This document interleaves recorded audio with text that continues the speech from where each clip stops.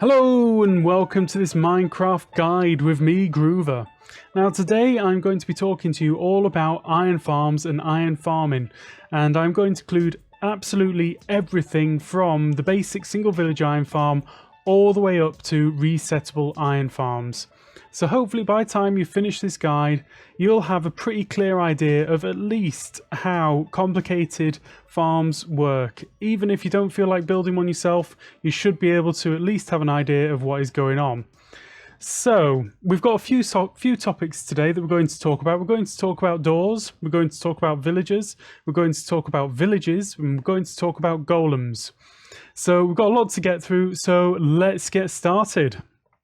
Right, so first things first, we are going to talk about doors. Now, the very first thing to look at here is the types of doors which can actually be used in iron farms. Now, all of the wooden doors can be used in iron farms or as part of a village. The villagers can see wooden doors. They cannot see iron doors. Iron doors do not count towards a village, whether they're open or closed or whatever. It doesn't matter. They just don't count. They can't see them. So that is the first thing. You can use any type of door that you'd like to use as long as it isn't iron. Okay, next thing is about door direction.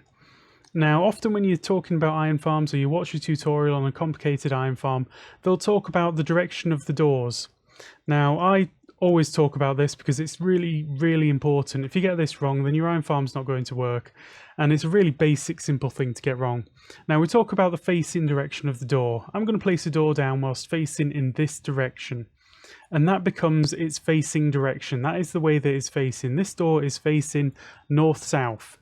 Okay, and I know that because I know that this is north. Okay, so if I actually put the F3 screen on the right hand side, you're going to see all the stuff about the door because I'm close enough. If I move off the door, it goes away. So if I look at that, you can see the door information. It's a wooden door, it's facing north. I'm looking at the upper half, I'm looking at the lower half. The hinge is on the right, and it is not open and it is not powered. Okay, so now that we're clear on which way this door is facing, because we've had a look at the F3 screen and all that kind of thing, we know how to make it valid. And to make it valid, we need to make the light on one side of the door lower than the other. Okay, so that is within 5 blocks on either side of the door. I've marked out those 5 blocks. If I place a block right there, then that door is a valid door and can be registered by a villager. There's a little bit more detail to this, but this is kind of on a peculiar thing, so I won't talk too much about that now. We'll get around to it in a moment. But that door is valid to be registered. The block above the door doesn't matter. Ignore that. That is a misdirect. So basically, all that you need to have is more light on one side of the door than the other. This side of the door has got 5 blocks of skylight. And when I say light in this, I mean skylight. At every point, I mean skylight. So this has got 5 blocks of skylight on one side and it's got 4 on the other, because at this bottom point here on this block there is no skylight. If I went up so many blocks here, it is the same difference. The skylight has been blocked to that level. If all of this side is covered in blocks, then it is the same thing. It has got more light on that side of the door than the other. If I then come back out over here and cover all that, then it is balanced. It's got 5 on each side, it's no longer valid. It has to be uneven. Now that's valid, okay? So that's the basic principles of making a door valid. Now if we come over here, we can do the same thing. It's exactly the same thing, just in the opposite direction. And we'll have a look at the F3 screen. You can see that it's facing west. If I place it down facing that way, then it's facing east. And that way it's facing south, okay? So this is all about which way the door is facing. Really important stuff and very basic. Easy to miss. Now, the big question comes. Which way is this door facing? Okay. You don't know. This door could be open, it could be closed, it could be whatever. You don't know which way this door is facing, because whether it's open or closed is independent to which way the door is facing. So let's have a look at that F3 screen again. So the door is actually facing west. So you can see that. So I've placed it whilst facing that way. So you can see that it's facing west. To make that door valid, I could place a block there, and that door is now valid. Whether it is open or closed, it does not matter. It matters which way the door is facing. Okay? So all that should make pretty good sense. Now, a few moments ago, I mentioned something a little bit peculiar, and we're going to have a look at this now. So this door, and we'll talk about more about villager registration, which is what we're going to talk about now.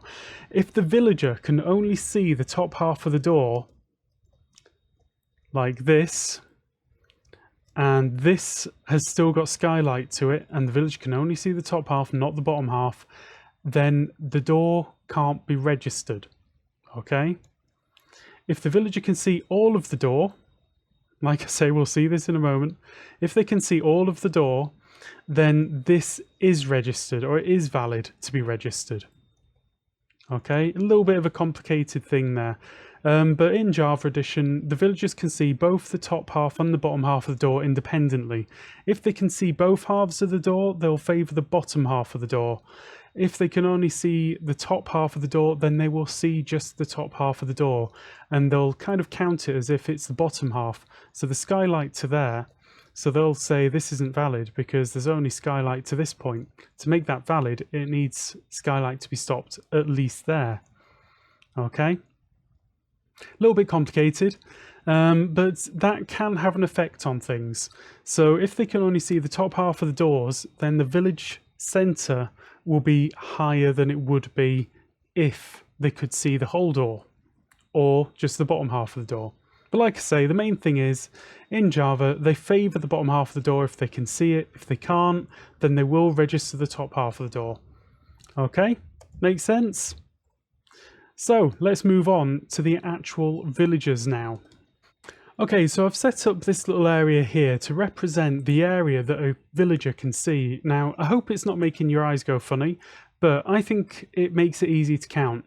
This is a 32 by 32 area, and this little pod here that I'm going to place a villager in is basically the center point of this 32 by 32 area for the villager. And that is what they can see. You can see that it's actually offset ever so slightly to the southeast corner. Now villagers can see from the northwest corner of the block that they're stood on, right? And they can see in a range of 8 blocks.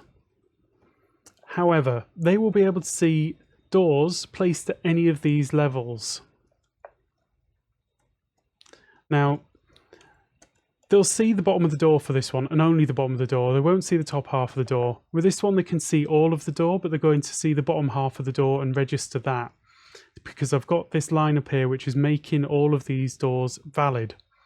Okay, all of these doors, all the way down here, they can see without any problem. They don't have an issue with these ones.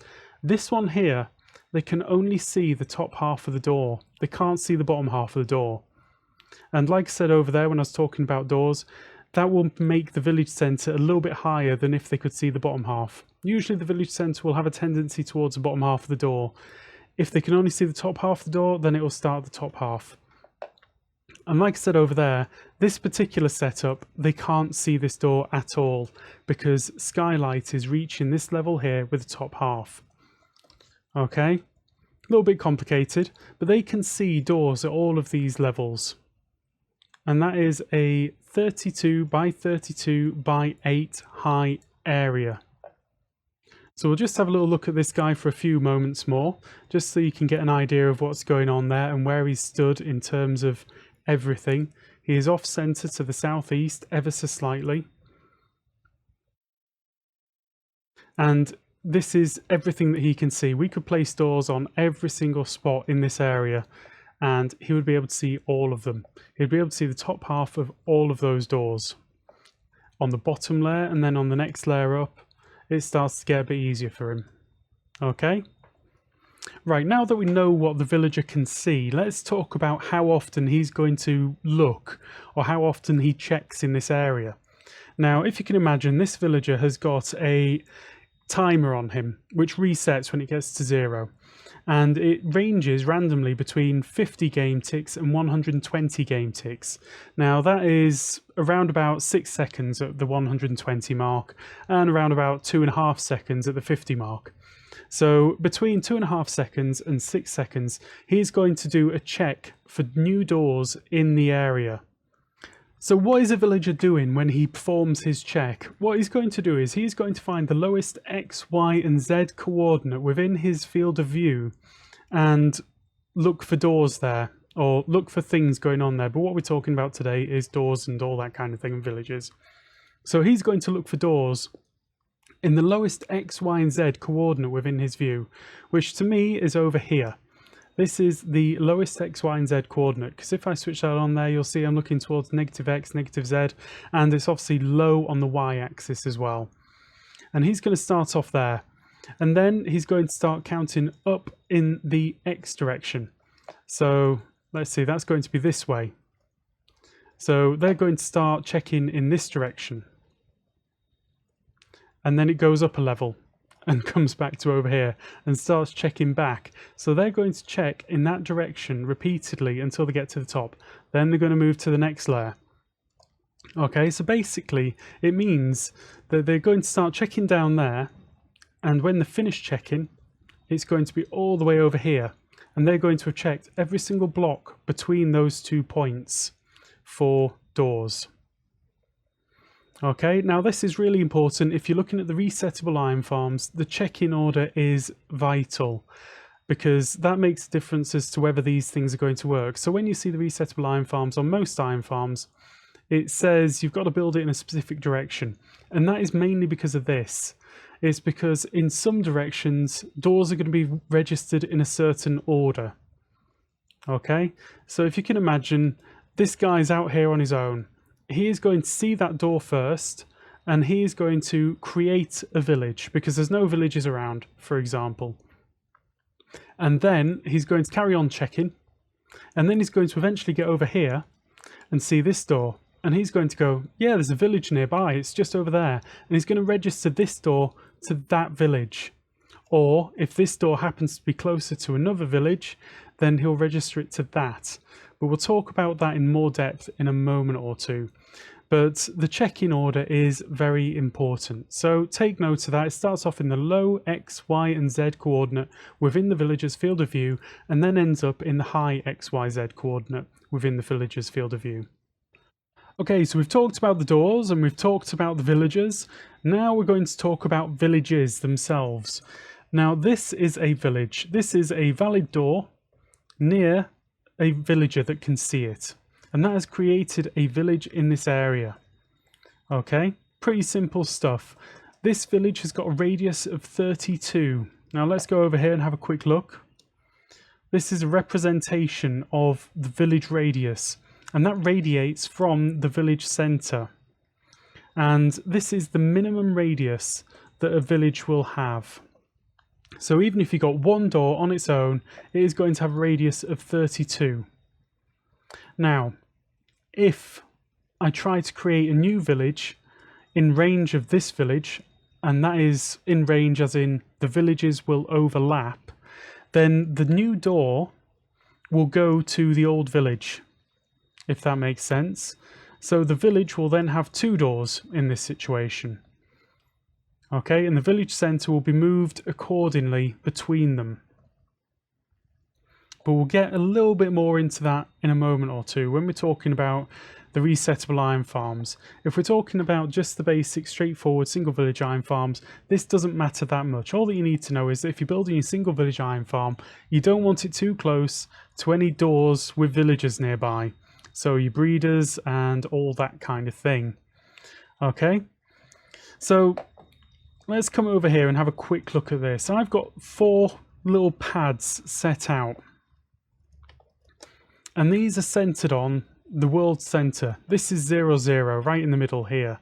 So that is all in negative coordinates. That is all in positive coordinates. And these are something in between. So basically, the village centers have a little bit of a bias towards the northwest corner. And this is a little bit of a silly Minecraft thing. It's to do with how the game rounds numbers and all that kind of thing. But if you imagine, we've got a village that's equally balanced, or even if let's just say we place a door right, let's see, here on this block, right there. And we make it valid, and we put a villager near enough to it to see it. Now that's going to create a village. Now logically, the village would normally be centered on the northwest corner of the door, right there.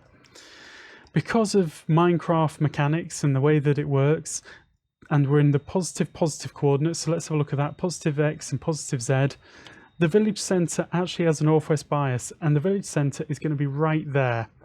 And that is going to have a 32 radius again, but it's going to be centered right on that point. Okay, a little bit of a complicated mess, but you know, we get there. Now if I come over here, let's watch the coordinates. Now I'm in the positive X, negative Z. And again, it's going to have a slight bias in that direction. So again, if I have a door there, and I had a villager to register it, and all that kind of thing, then the village center isn't going to sit on the northwest corner of the door. It's going to be off over here by 1. Okay? And similarly over here, let's go have a quick look at this.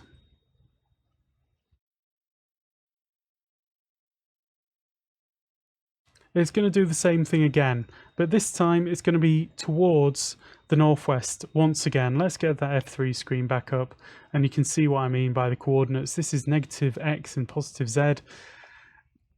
I'm afraid that's just Minecraft, guys. Sorry, not much I can do about that, but it's really worth knowing about. And this is why some of the larger farms are locational. So it means that they can't be built in certain quadrants of the world. And that can be problematic. But usually if you're building a big iron farm, you know what you're doing anyway. So, anyway. Okay, so we now know a little bit about villages. Now we're going to talk a little bit about how new doors get assigned to villages. Now if we had 2 villages in range of a new door, let's say we've got this one here and then we've got another village right next to it, but there's a 1 wide gap right between them, so they're not overlapping, but we've got 2 villages right next to each other. If we place a door right in between them, then what we're going to get is the new door, if there's a villager nearby and if it's valid, is going to be taken or given to the nearest village. Okay? So we've got 2 villages right next to each other. We place a door right in between them. It's going to go to the nearest village, and even more precisely than that, it's going to go to the nearest village center. Okay, so that's kind of important to know about. So if the village center is a little bit closer on this one, then it's going to go to that village. If it's that village center that's a little bit closer, then it's going to go to that village. Okay. Now, a couple of more things that are worth mentioning. When a door gets registered to a village, like this one has been, this is maybe even creating a village all on its own, then it gets a countdown timer added to it. And that is a countdown timer of 1,200 game ticks, which is approximately 1 minute. Okay, now if that timer gets to 0, then the door will be deregistered from the village. But what happens is every 6 seconds or every 120 game ticks, this villager is going to have a look around, and when it sees this door, it resets this timer to 1,200 game ticks again. So it's constantly getting reset whilst there's a villager in the area. As soon as a villager leaves the area or goes out of range of the door, then the countdown timer gets to 0. And when it gets to 0, it gets deregistered from villages. Okay? Again, kind of important, useful to know. So as long as there's a villager in range of this door, that village will be kept alive and that door will be kept part of the village. As soon as a villager goes out of range, then it gets to 0 after 1 minute. It's taken away, it's deregistered. And it's no longer, it's just a loose door hanging around in space. Now, if you want to see a little bit more on this, I've got a link down in the description going to EDDxample, or EDDxample, I guess. And he did a really good little video on these kinds of mechanics. And it's definitely worth watching. So go down there, have a look, and it's linked. So now that we've covered all of the various independent parts of the iron farm, we're going to talk about the actual iron farm itself. Now, an iron farm is essentially a village that has met certain requirements, and those requirements are 10 villagers and 21 doors that are valid. So you can see that I've got my line there, that's making all those doors valid. I've got 10 villagers in there. Let's just add a couple more in just to be sure, because it's not going to hurt. And those are the minimum requirements for the village to spawn a golem. Now, the way that the village will spawn a golem is it has a timer. When that timer gets down to 0, it will attempt to spawn a golem. Now, the timer is pretty random. So on average, the number which we have is every 5 minutes, 50 seconds, or 7,000 game ticks, it's going to try and spawn a golem. Now, we'll talk about those attempts and try at spawning golem in a moment. But for now, this farm or this village will try and spawn a golem every 5 minutes, 50 seconds. Now, if this farm has more villagers in it, then it can support more than one golem. But that doesn't mean that it's got more timers. It's only got one timer. And when that gets to 0, it's going to check whether it's met its golem cap. If it hasn't met its golem cap, then it goes ahead with the attempt. If it has met its golem cap, then it says, no, we're done here. We don't need to look at this anymore.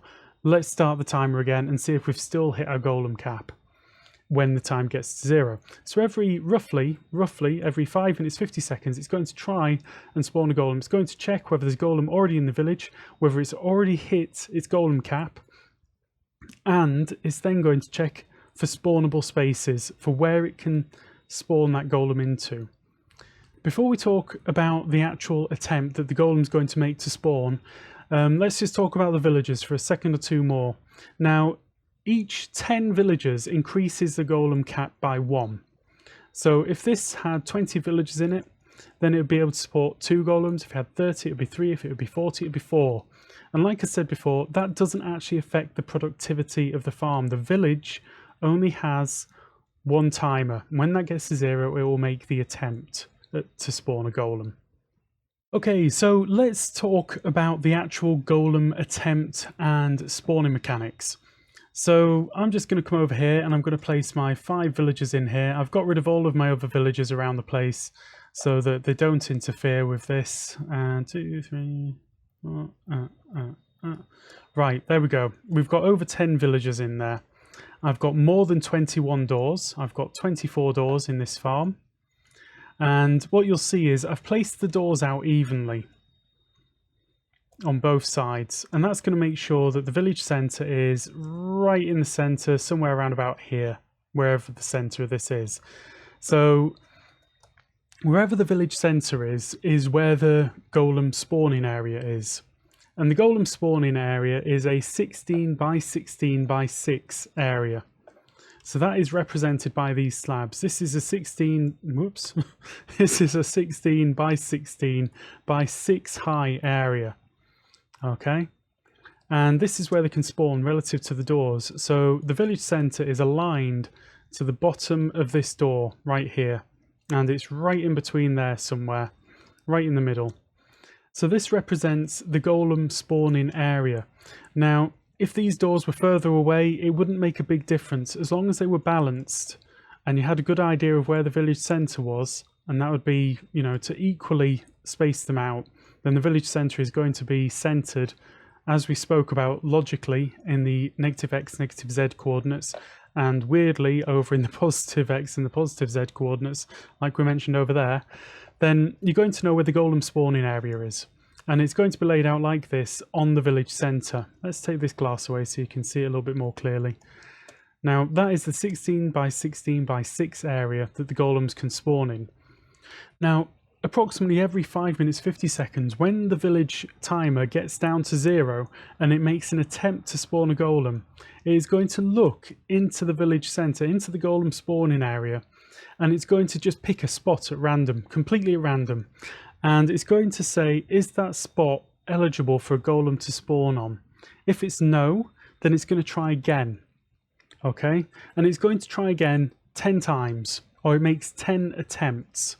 So when it decides it's going to make a full attempt, it makes 10 tries to make that attempt successful. If it fails in those 10 tries, then no golem will spawn. Okay, so you'll see a lot of designs which have got sort of 18 by 18 areas. Now usually that is to account for the village offset in the weird coordinates, so that they're making sure that any spaces in that area a golem can spawn on. and they've normally got 2 floors. Now the reason they've normally got 2 floors is because a golem needs a 4 high gap to spawn in. So a golem's height is about 3, but it needs a 4 high gap to spawn in. Now this is only half the truth, but we're going to talk about that now. Now if you have a slab at the top here, this is considered a non-solid block, then the golem will be able to spawn in that space because it ignores the non-solid blocks. All that they need to spawn on is a solid surface and a 4 high gap of non-solid blocks. Now it's a little bit complicated, but basically this means that in this slabbed area here, when this village attempts to spawn a golem, it's going to get a success every single time. There you go, there's a golem. Don't move around, I want to show this. Now you see that? He spawned right in the slabs. And that is because there's a solid surface and then a non-solid block above it. So you see a lot of designs will use slabs, and that is because of this mechanic. Okay, so this is really, really important. For getting high efficiency spawning pads, you don't need to have, you know, like slabs everywhere. You just need to be able to get the golem to spawn and then move them out and drop them down. Now, let's talk about that. One of the most important points is getting the golem out of the area of the golem spawning area. Okay, and what I mean by that is, whilst the golem is in that spawning area, it's blocking further spawns. So if that golem had stayed there, then it wouldn't be able to spawn another golem in this area, because I've only got 10 villagers between the two. If I had 20, then it'd say, okay, it's got a cap of 2, maybe I can spawn another one, that's no problem. I'm going to try now, I'm going to make my attempt, and it'll be fine. But whilst the golem is in the spawn area, it's essentially blocking spawns, so you want to get them out of the way. Now, out of the way is literally just outside the spawning area. So these guys down here are not blocking spawns because they are below the spawning area. If they were 1 block higher, they'd be blocking spawns. Okay? Really important that you get your golems out as quickly as possible, because the timer for spawning a golem could be very short, it could be very long. Basically, you don't want to miss attempts because the timer can be very long, and the average, like I say, is 5 minutes 50 seconds, and that's to get 4 ingots of iron. We're not talking about much, we're talking about 41 ingots per hour, assuming that your single village iron farm is running at full efficiency, which is unlikely. There's very, very few that run at full efficiency, and the ones that do are very expensive to build. Now, I've done a little bit of experimenting. I always use slabs, upper half slabs. So you'll see these are on the same level. This is an upper half slab, not a lower half slab. Like that. That is a lower half slab. Never use that. Nothing's going to spawn on that. Upper half slab. Golems will spawn on those without any problems. I've been doing experiments, and the 3 blocks that I know of have found to work for golems to spawn on top of and within are redstone, observers and slabs. So you can have any type of slab that you like, it's not a problem. Now the redstone, they'll spawn on top of that and within it, same with the observers and same with the slabs. So it's useful to know that. Okay, so we've got this single village farm here, and I'm going to pose some rhetorical questions for you guys to have a go at answering in your own head. I'm going to give a second between asking them and giving the answer. So, why do we have villagers on both sides of the farm? Now, the reason we have villagers on both sides of the farm is because these villagers cannot see those doors. They're too far away. Now, like we said over here, a villager can see in a 32 by 32 area. That means that they can see 16 in that direction from the northwest corner of the block that they stood on. Okay, so they can see 16 in that direction. I know these doors are 17 away. They can't see those doors. Now, you could move the villagers to the center and you'd be fine. But it's not usually very useful to have them in the center. You could do. So another question would be, why are the doors balanced on both sides? Yep, pretty obvious. This is to get the village center right in the middle. Why have I killed all of the other villagers everywhere? because I don't want any other villages interfering with this and pulling the village centre off towards their direction. So I've killed all of the villagers around the place. Doors on their own, not a problem. Villagers on their own, not a problem. Villagers that can't see doors, not a problem. Villagers in range of doors, problem. Okay? Okay, so why is it important to get the golem out of this 16 by 16 by 6 area? That's right, you don't want them blocking the spawn potential for the next golem, because that timer that's on the village could be very, very short. You could get a new golem straight away and it'd be a shame to miss that opportunity. Okay, so the spawning pads are really important. You want them to have high efficiency. This is 100% efficient, but the golems can't get out, so it's utterly useless. And that's why you'd want to have a way to get the golems out. I'll leave that up to you, but we'll have a look at some high efficiency designs over there in a moment. But the main thing is getting the golems out of that area. A lot of designs will have 2 layers and a hole in the middle. And that's absolutely fine, because when the golem tries to spawn, it will make 10 attempts to spawn. And in those 10 attempts, it usually finds a space if you've got 2 layers. A 2-layer design is usually 98% efficient. The biggest problem that you get is when you try and make these pads a little bit smaller than they should be, because golems will still try to spawn outside those pads. So if you've got a solid block outside there, so if this was a little bit smaller and the doors were a little bit closer in, they could spawn on the doors, and then they're outside of the area and they aren't going to get taken away and they're going to block spawns, and you're going to have big problems. Also, in some designs, like one which I've seen, which has got a 10 by 10 floor on it, very, very low efficiency. You're going to lose 25% of your golems, which means you're only going to get around about 30 ingots per hour, which is awful, when you could just put in a little bit more effort and still get the full 40. Okay, so you want at least 2 layers and a way to get the golems out and processed as quickly as possible. The quicker they get out, the sooner they can think about spawning a new golem. Now, one other little thing about golems, they don't take fall damage. You could drop them from sky limit to ground level and they're not going to bat an eyelid. It's not a problem. So the best way to kill them is to get them into lava or suffocation or entity cramming. I think entity cramming is my new favourite mechanic for killing golems. It's very, very fast. Okay, so one thing that I haven't mentioned yet is about population villagers. Now, population villagers, i.e. the villagers which belong to a village, only get counted towards a village if they are within the golem spawning area +1.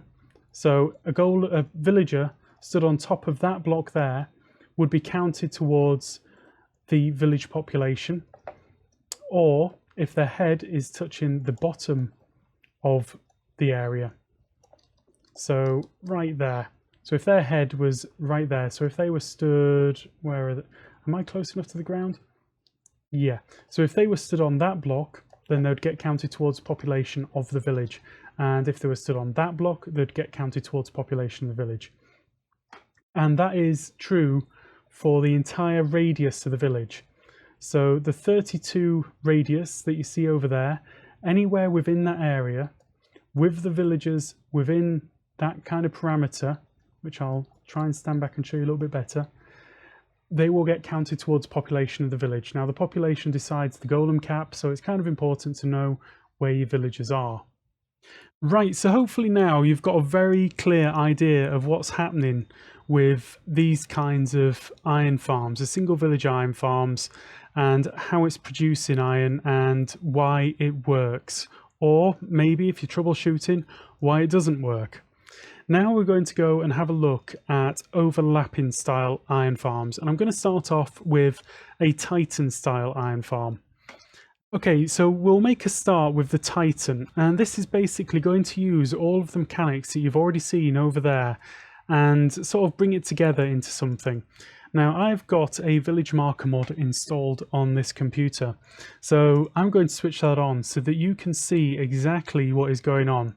If you're looking at resettable iron farms, then you are undoubtedly going to need a marker mod of some description. I'm going to leave a couple of links down in the description to tell you where you can get these from. Now you can see that sphere there. They are villages. That is the radius of the village. That's a 32 sphere around the center. And we're going to come over here and we're going to have a look at this. So this is the basic principle of how the Titan is made. And if I start off over here, we've got villagers spaced out so they can see various things. And I've got some markers. Now the markers represent where I should be placing doors to create villages and move them along. So the whole thing with the Titan was moving villages from out of range into range and getting them all lined up, and then eventually padding it out so that you've got all of the doors making up into a bigger village really, and turn it into an iron farm. So I've placed a door down. That has created a village. If I place another door here, it's in range of that first village. It's going to pull the village centre back ever so slightly. There we go, just happened then. You can't see it that clearly, but you can see the line on the ground there. That's connecting those two doors and saying that they're both in the same village. Now, if I come over here, which is approximately 64 blocks away from the first door, and I place a door down here, I'm going to get a new village. So this villager is doing its count. When it gets down to 0, it checks the area around it. It sees this door, says there's a new village, because it's out of range of the first village. Now I'm going to come over here, place a new door, and that door is closer to the new village than it is to the old village. So it's going to get linked up. When that villager does his check, he's going to see that door, he's going to link it up to this village. I come over here, I break this door, the village centre moves further forward. Okay, really simple stuff. This is using everything that we've done so far. And then I place a door here. And again, that door is closer to that village centre than that village centre, and it's going to pull it further forward. And then I go back again, and I'm breaking that, and it goes even further forward. So you can see these two village centres are almost on top of each other already. Now, place a door there. Again, closer to that village centre than that one. It's going to connect to the blue village. There we go, just did it then. Break that door. Jumps further forward. They're now overlapping quite convincingly. I've got my green marker there. I'm going to place a door there. And this is what we're doing. With the Titan, it was all about inching the village centre forward until you got them lined up right next to each other. And this is why you had to wait the 6 seconds. The 6 seconds is to do with the villager doing its check. The maximum amount of time that it's going to take that villager to do its check is 6 seconds. And then we place a door there. Village, see, connected up. And then finally, I just place the last door there, wait a second or two, or wait the 6 seconds as you should. Break that door, and then I can break this door. Now I've got 2 villages right next to each other. Okay. Now, to get the third village in, I'm going to pull back the second village because that door is closer to that centre than it is to that centre. That pulls back the blue village a fraction. And then we start over again.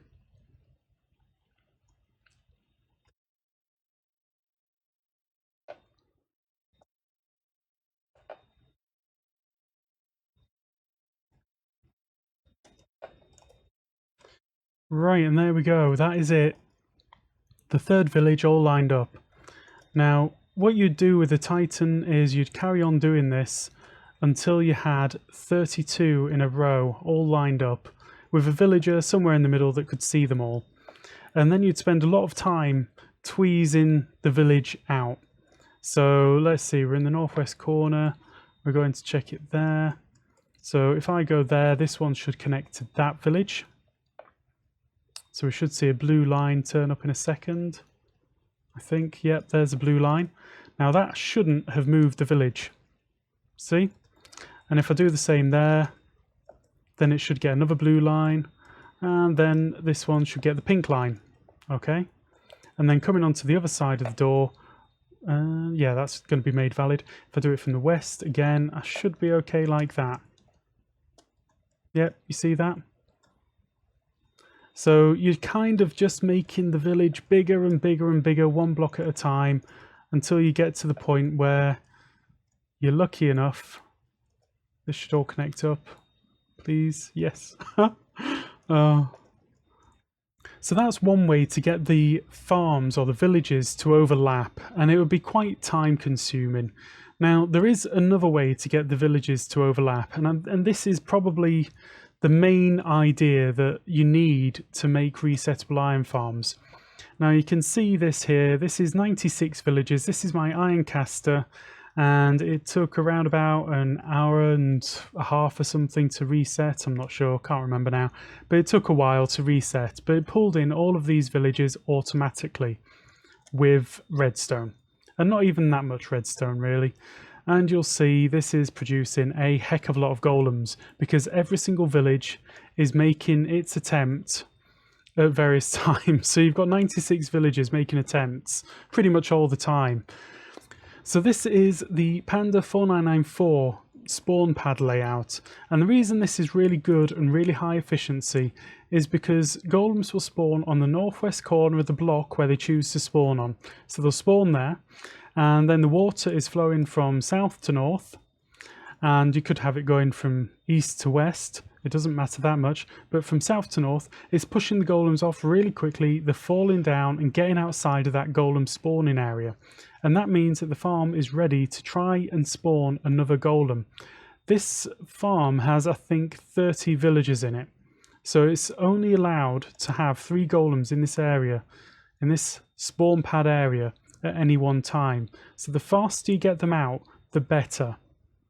See that? We've got 2. We've basically got a continuous flow of golems down here, which are outside of the range. Up here, they can keep spawning. And it's going to spawn 96 times faster than a single village. Okay, so I'm going to switch on my village marker mod, and we're going to have a look at exactly what this is doing.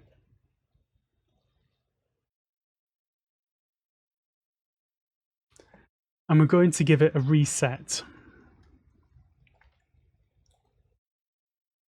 So the first thing that this is doing is it's counting out a 1-minute timer, and it's moving all of the villagers out of range of all of the doors.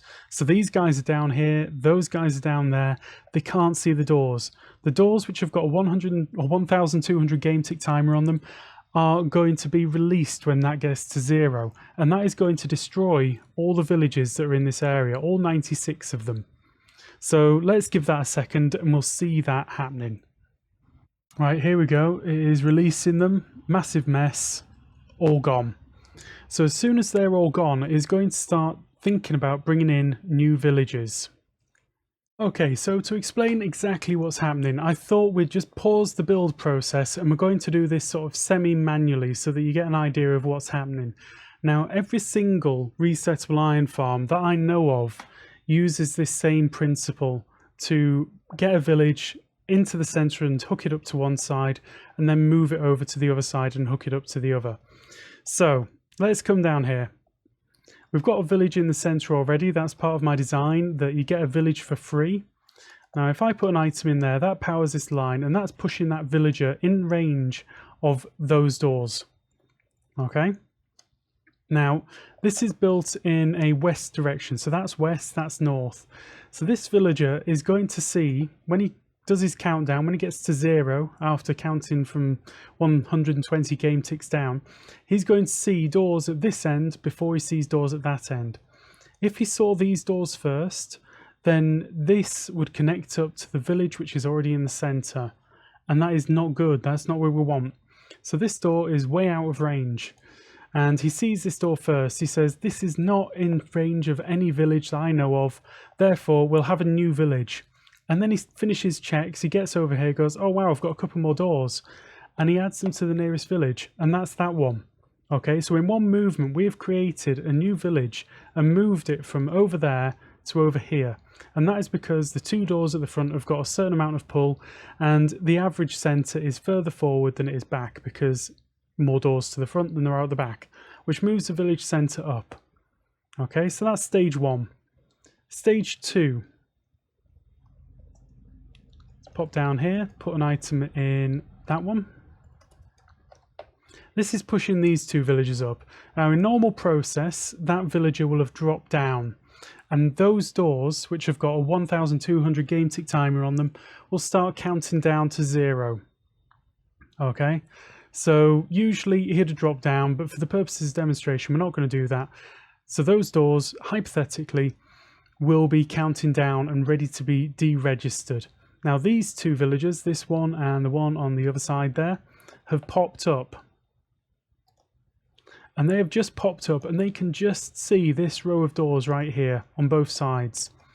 Now, again, because they can see the doors in the west before they see the doors in the east, they see these doors as being closer to that village than that village.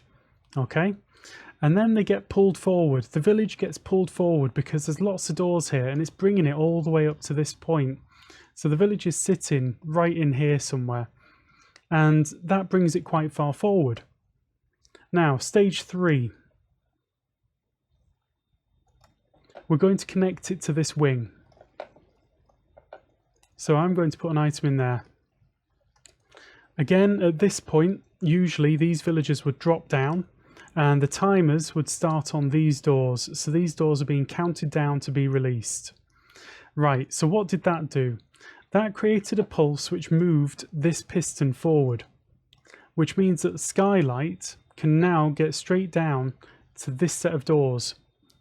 Now the skylight check is 5, so it's going 1, 2, 3, 4, 5, and it is only going to see these doors, and there is nothing blocking it to say that it's not going to see any of those doors. So all those doors in this row here are now registered to the village that we pulled up from the back there, and just that little row of 4, nothing behind it, nothing to the side of it.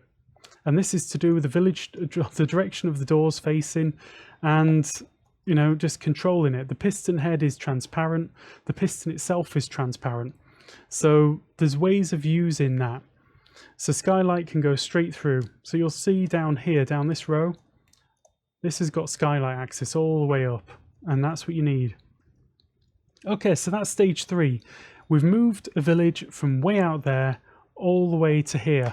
Now all of this will have happened within 18 seconds usually. So it'd normally come out from there up to here and be connected to a row of doors in very little time. Right, now this is the real key mechanic that you need to know for the resettable iron farms. You see these green dots? They are huge, and that is because we have made the village centre massive. The village, or the village radius, I should say, the village radius is now massive. It's around about 90 blocks in radius, compared to this one's 32 blocks. Okay, so the radius encapsulates that door, and the centre is now over here somewhere. So you can imagine that the village is going to stretch off in the same amount in that direction as well. So if the village centre was here, it's got that as part of it. It's going to be huge. It's going to be massive.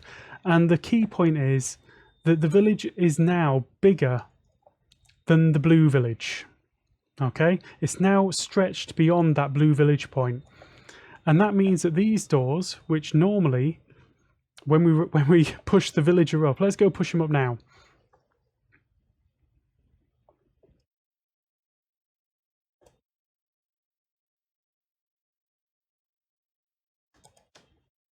Here we go, that's pushing him up now.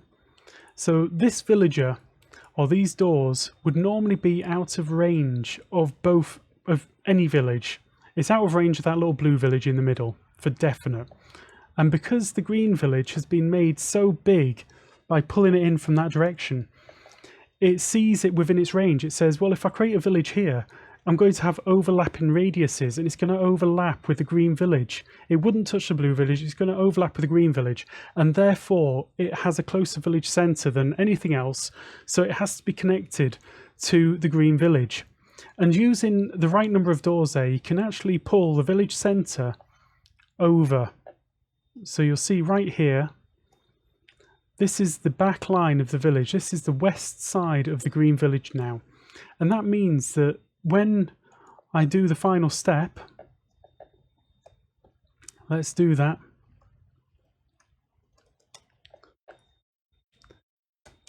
it's going to connect to the green village, because the village centre for the green village was way closer than the blue village, without question. Look at that, it's connected up to the green village, and then we're done.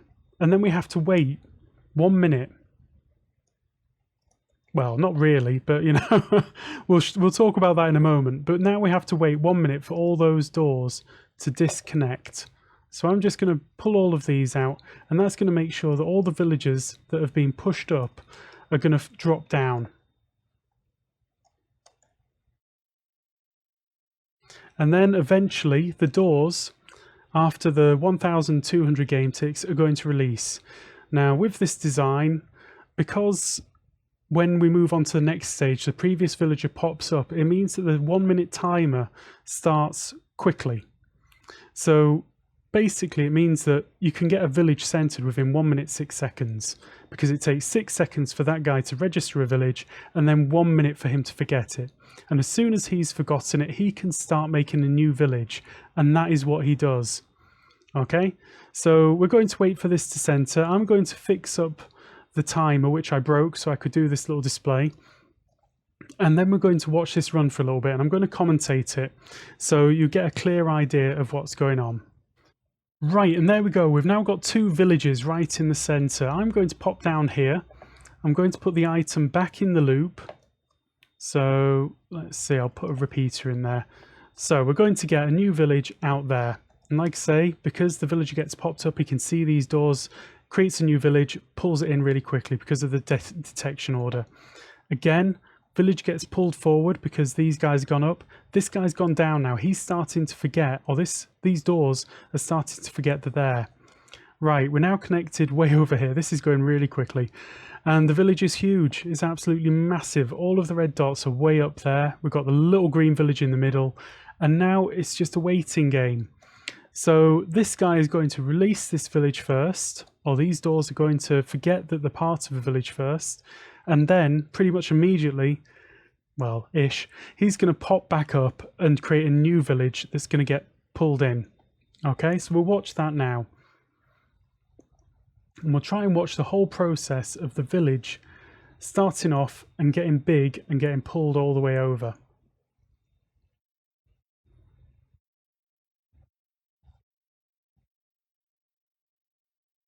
There we go, he's forgotten about it. He's going to pop up. I can see that he's powered already. New village. So I've got 3 villages. This one's moving further away. Connected. That's now become a huge village. It's going to get connected to a set of doors there. It's going to get a little bit bigger. That one's settled. Then it gets connected over there because it's the only village that those doors can see. And then repeat, basically. That's it. This is the whole thing. So like I've said, I hope I've drummed it home enough. The real key point with resettable farms is making the village radius big enough that a set of doors on the other side of the farm can see the village, but they can't see the one in the middle. Okay? Now hopefully we've covered enough information in the previous areas over there to sort of give you the idea of how you're going to do that and how that's achieved.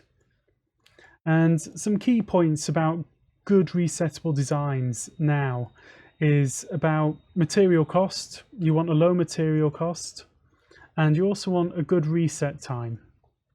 Now a good reset time means 1 minute 6 seconds to get the village to the center.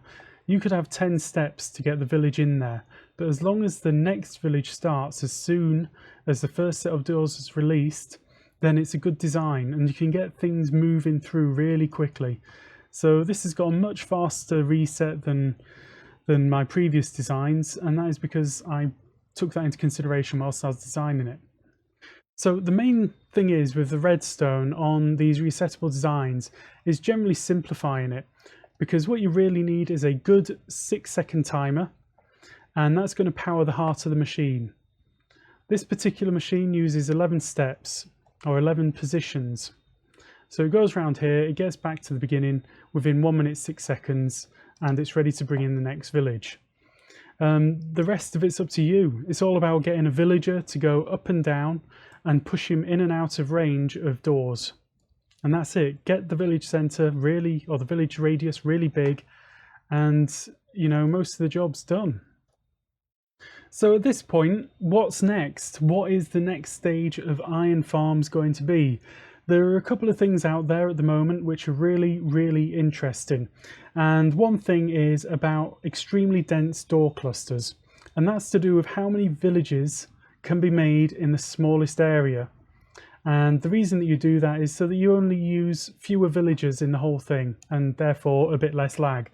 And another interesting thing is about dual stacking or dual resetting or even quad resetting. And that's about getting more than one village started at a time. So I'm starting one village over there and one village gets pulled in at a time. If I could get two to come in at the same time and get settled at the same time, then we're talking about twice as many villages in half the time. Or twice as many villages in the same time, I should say. If you could get 4 villages started and moved into the center all at the same time, then you're cutting the reset time of these things by a factor of 4, and it's going to be very, very quick. Like I said, this is actually, I think this is 1 hour 50 minutes for 96 villages. If you could cut that down by a factor of 4, that means 30 minutes to get 96 villages, which will be absolutely insane. So dual stacking and quad stacking is very, very much in vogue at the moment. There's a lot of people looking at that, and it is the cutting edge. There is also another one out there, which is the integer overflow mechanic. And this is one which I haven't looked at all. I saw it around and I considered it to be a useless mechanic for survival. It's just not useful. Now, the idea is that basically you can head out to very, very high X areas of the world and sort of create an iron farm, and then weird magic happens. I'm not even going to go into it. There's a link down in the description to EDDxample's YouTube video on this. I have done nothing with it. I haven't even tested it because I concluded that traveling to extremely high X coordinates is not a viable option for survival. So I just moved on. I didn't look at it. So if you want to see some stuff on that, you should definitely watch EDDxample's video. Okay, that is it. That is everything that I've got to show you for now. I hope I've covered absolutely everything. If I have missed anything, drop me a comment down below. If you've got a question about specifics, drop me a comment. I'll try and answer that, and I'll try and give you as clear an answer as possible. It's very difficult to get absolutely everything into these things, but I think I've got absolutely everything. Now, hopefully you're able to go away and consider designing your own resettable iron farm with an idea for the mechanics and where to get the right tools to do the job, and also what makes a good resettable iron farm and how to go about it and all that kind of thing. Hopefully you've got everything you need anyway. So thank you very much for watching. I hope you enjoyed. If you did, please do leave a like, and if you want to see some more of this, drop me a subscribe. And like I said again, if you've got any questions, drop me a comment. So thank you very much for watching. I hope to see you again soon. Goodbye.